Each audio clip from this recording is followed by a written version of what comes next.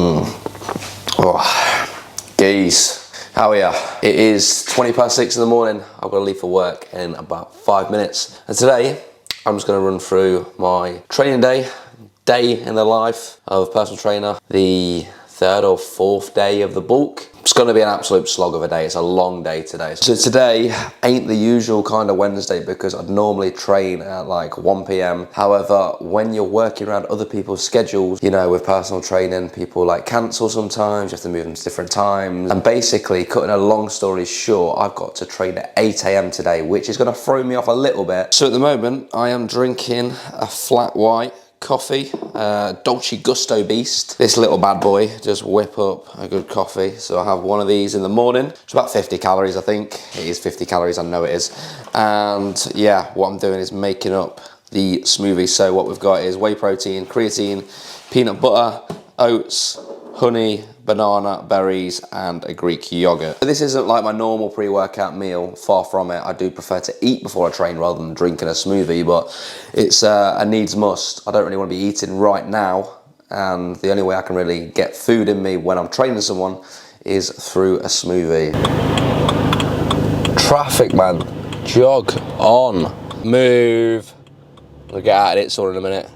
No, wait on the pause there. Move, mate, move. Right, one more, I'm just getting out. Just gonna get out and protest. How is this angle? Shove that in your Kellogg's. Look, I've got nowhere to put my camera. It is making me feel like a proper B-Tech Sam Sulek, or Sulek, however you pronounce his last name. So, a little bit of an update with my body weight. I'm currently 166 pounds, trying to kind of establish where my macros should be after, you know, my holiday. So yeah, we'll see what happens over the next week or so, then we'll adjust food from there. I've got no step goal or anything. Might put cardio in once a week just for health purposes so I don't gas out on my high rep sets, especially with like leg stuff. So that's where I'm currently at. So eating over 500 grams of carbs on a training day, which is good. I am someone with a relatively high appetite, but that's a good thing, I'd say, if you're trying to build muscle. So first exercise, we're doing a unilateral pull down, and the reason for that is I just want to spend time at the start of the session getting the lats fully short. So when we're doing it one limb at a time, producing that lateral flexion, what we can do is think about really wrapping the lats around the spine, getting the lats fully short. So we'll do 2 sets on here. Top set 8 to 10, back off 10 to 15. First set I spend a lot of time in the short. Second set a little bit more continuous because obviously it's a higher rep range. I feel like now this exercise is like really popular to do, but if somebody asks me, is this like more beneficial or better than like a normal pull down, I always say to people, like, you know, just use the exercise that you connect well with and you can overload over time. So if you don't feel anything in your lats doing this, then don't just do it because everyone else is doing it. So for me, obviously, after one set, my lats are literally blown already. So I do this at the start of the session, and yeah, we'll carry on. All right, solid 10 with this. Otherwise, I'm a loser. If you don't use straps as well when you're training back, you are leaving so many gains on the table. No.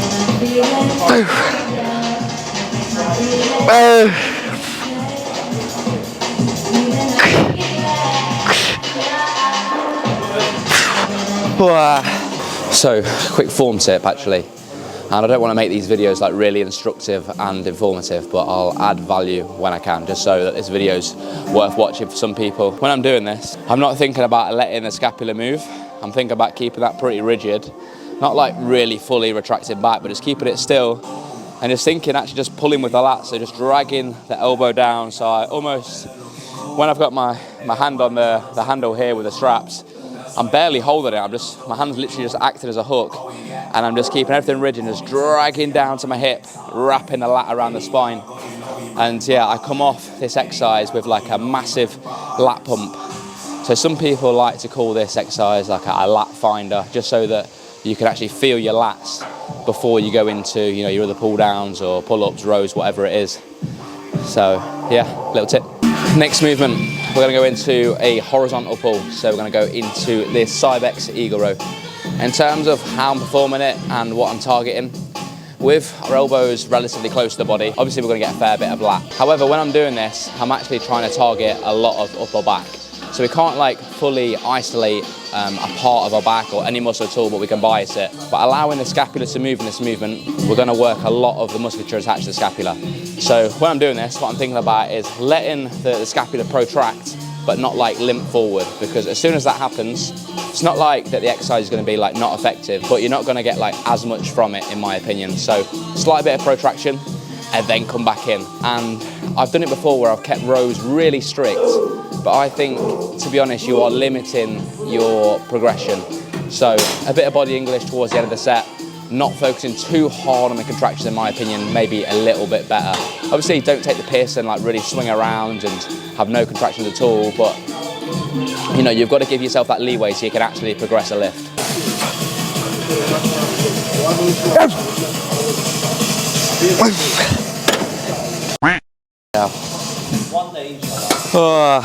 So, because I've not done this movement in a while, what I'm doing is starting off with like a higher rep set and then going into the heavier set afterwards. So again, like I mentioned earlier about things being popular, like with unilateral pull down and stuff, it's very popular now. Literally like every single person's doing a top set back off approach.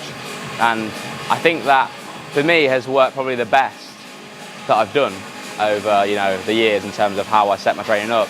But you know, there is more than one way to skin a cat. So, you know, if you're going to an exercise you've not done before, it's been a while, I'd actually rather overshoot the rep range than undershoot it. You know, if you pick a weight, you think I'll be able to get 8 in this, you end up getting 5. You know, not that it's a wasted set, but it'd have been much better to go a bit lighter and hit like, you know, a higher rep set where you're actually probably going to be a little bit more accurate, because when you get on a machine that you've not used in a while, you're probably not going to be, you know, using it as efficiently as you could be. So yeah, I started off with a high rep set, a bit lighter weight. Now I'm going to load it, and this is the heaviest I've done on this machine, so 112 kilo. Not that means anything. One off the stack. We'll see how it moves. Okay.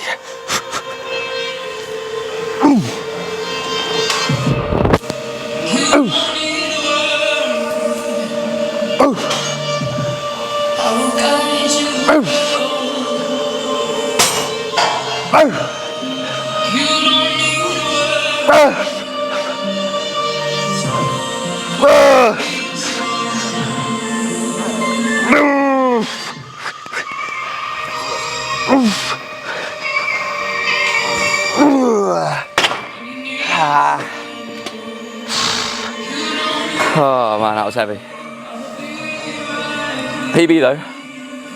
So that was like 7 good reps. One where I pretty much got there but didn't fully retract, and a couple of partials at the end just to extend the set. Yeah, it was all right. 2 sets on that done.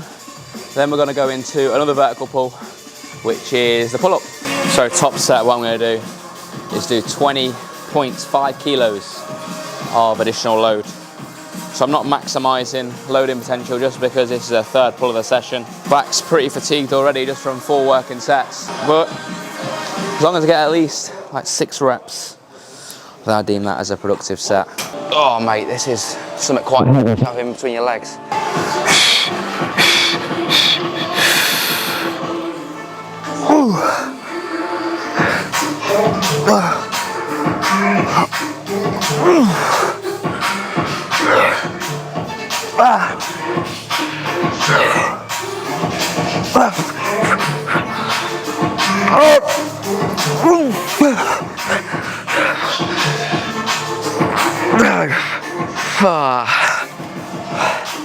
Oh my god, that was hard.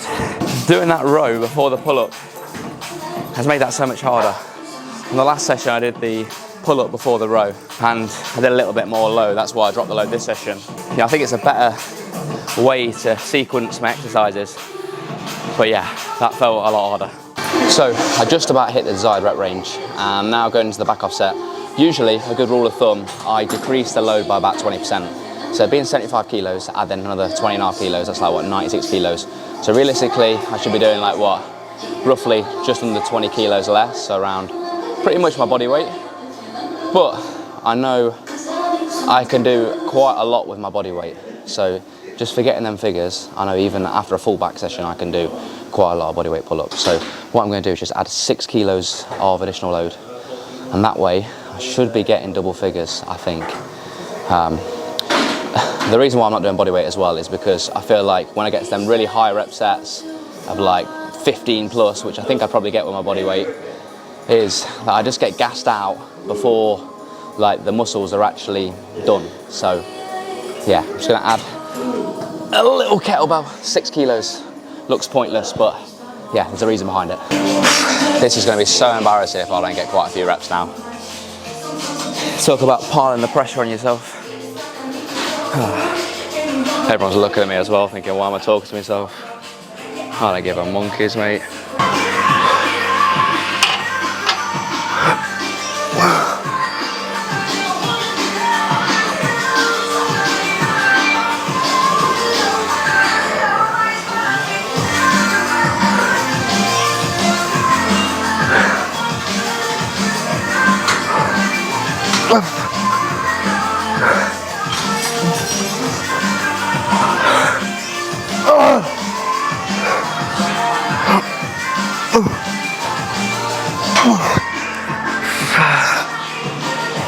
And I got a few reps, but it did feel harder than expected, to be fair. I've been in the gym for like 45 minutes. I've had like 3 pisses already. We're going to do an upper back bias row next. But you know, looking back at that set, I just rewatched it, and I definitely moved through them reps a little bit too quick. So, you know what? At the minute in 2023, everyone films every single set, and it's a bit annoying to be honest, but sometimes it is good to kind of record your sets so you can be honest with yourself and make sure your form is as it should be. So I was planning on doing an upper back row, but somebody is using the machine I want to use, so we're going to do rear delts first. With my isolations, I don't really track them too much. I'm pretty much just going for internal feel. I feel like with certain movements, I've spoken like this before, but when I start trying to chase a load, chase reps, my form breaks down and the muscles end up taking over. So I do 2 sets in here, a little bit higher rep range to be fair, just so I can actually stay on the muscles I'm targeting.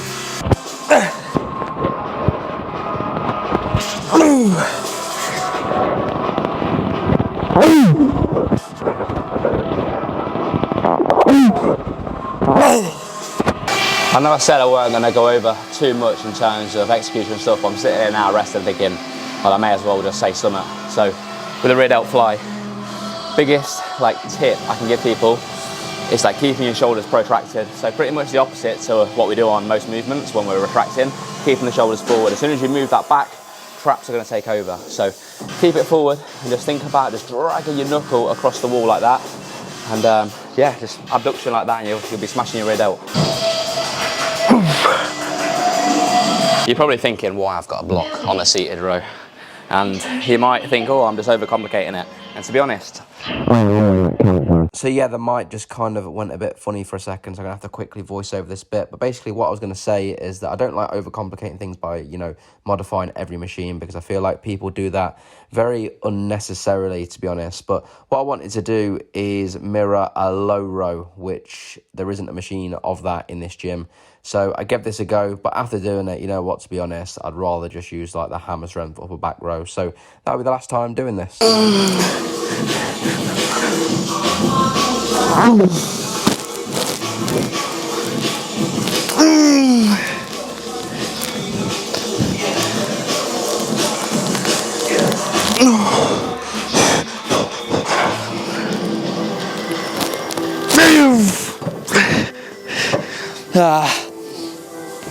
So, I did film a dumbbell shrug, just 1 set of that, but the camera didn't record it, so there you go. I did 1 set of 13 reps, relatively heavy weight, contraction on every rep. Now what I'm doing is a little bit of arm work, so 2 exercises just for biceps, 2 sets on here, 3 sets on the other exercise. So the reason I'm doing this unilaterally, 1 limb at a time, is just mainly, not for range of motion or anything like that, it's just because of the force production. When we're using 1 arm at a time, you know, you can recruit more motor units, because we're locked in, a bit more stable, obviously more force, more mechanical tension. So yeah, 2 sets on here. And the other reason as well, obviously we can spot with the other hand when we're approaching failure. So if you train on your own, it's a good one to do. You'll notice there's a couple of reps in reserve then on that arm. That's because, like everyone, we have like one more dominant side than the other. So a tip to kind of iron out that imbalance is start with the weaker arm first, take that to failure, and then match it with your stronger arm. The stronger arm will never really go to failure, but we're going to become more symmetrical that way. So it's not all about, you know, obviously we want to build as much muscle as we can, but we don't want one arm, you know, an inch bigger than the other. That's preacher curls done. So with the preacher curl, we're biasing more of the short head, just because the elbow is more in front of the body. And now we're going to go on to biasing more of the long head, and that's where we're going to have the elbow behind the body. I've got a client in about 2 minutes. I'm just blasting through these last couple of sets. Not resting long, just pumping them up.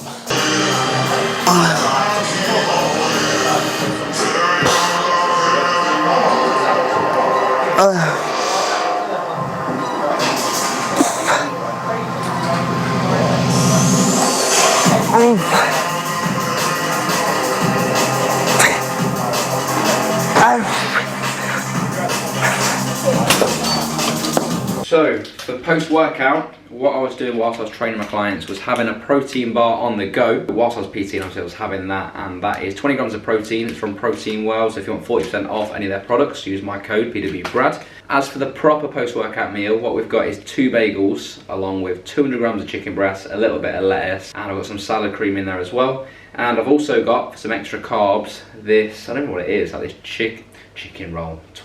This chocolate roll thing. It's like a chocolate croissant, but not a croissant, it's a roll. You know what I'm saying? What are they called? I'm going to call it a chocolate roll. And yeah, I'm going to whack this down, and then I'm going to go back to the gym in about half an hour.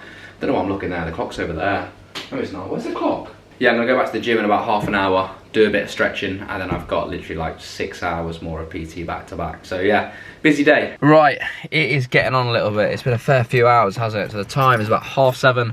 I've got one more client at 8 o'clock, and I'm absolutely starving. So normally I'd go home between clients, but today I've got to fit in a lot of PT. Like I've done like 11 hours of personal training today. Like I am pretty shattered. Or was it 10 hours? A lot anyway, a lot of PT. Yeah, I'd normally go home, have another meal, but I've not been able to do that today because I've been so busy and I've not got any more food with me apart from this. So I'm just gonna have this chocolate roll pastry thing, the same thing I had earlier. And then after this hour of PT, I'm gonna go home and have a bigger meal, a heavy carb meal. This meal is needed. That is a lot of carbohydrates. So, oh mate, I about fell over, that was embarrassing. No it won't, because I don't care. What we've got is 175 grams of rice. I know that's a lot of rice, but I am a tank. But 250 grams of beef mince, 5% fat, along with 150 grams of mixed veg. The choice of sauce is peri peri.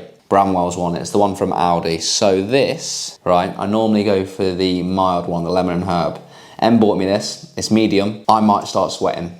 Let's see. When I go to Nando's, I'll have like medium sauce, well not medium sauce, the medium spice on my chicken, and I'm fine. I tried the medium sauce, you know, from the supermarket, the Nando's sauce, and I was sweating, I could not hack it. So hopefully this isn't as bad. So I don't weigh this, I just eyeball it. Roughly that much, whatever it is. To be honest, as long as it's consistent, it doesn't really need to be tracked, in my opinion anyway, because we're doing it consistently. So I'm gonna smash this meal down. In terms of reflecting on the day, I mean, I'm tired, just a normal Wednesday, just a long day for me. My training was okay. I feel like for me, training back is really not that exciting. I mean, I don't know who gets excited to do a pull down and a row. For me, I'd say out of, you know, my training split I do legs, push, pull, rest, lower, upper. And out of all of them sessions, back and biceps today is probably the most boring. Not saying I hate it, it's just not that exciting. So yeah, that's what I thought of today, and I am very hungry, so let's smash these carbs down. Oh, that's well hot. Wow. You know what? You don't need to watch me eat, do you? Let's talk in a bit. So, can somebody please let me know what their opinion is on the raw style videos like this, because I've never done a video like this, or the more edited videos, like which do you prefer? Because I've looked in comment sections on other creators' videos, and it seems to be now that people don't want the really edited videos and they want more of the raw style. And to me, that would be amazing if you do prefer the raw one, because it literally takes me like 10% of the time. Yeah, hope you enjoyed this video anyway. Let me know in the comments what you thought of it. Subscribe to the channel, obviously, if you haven't already. The goal is 10,000 subscribers, so yeah, hope you follow along. The bulk is well underway. Let's get massive.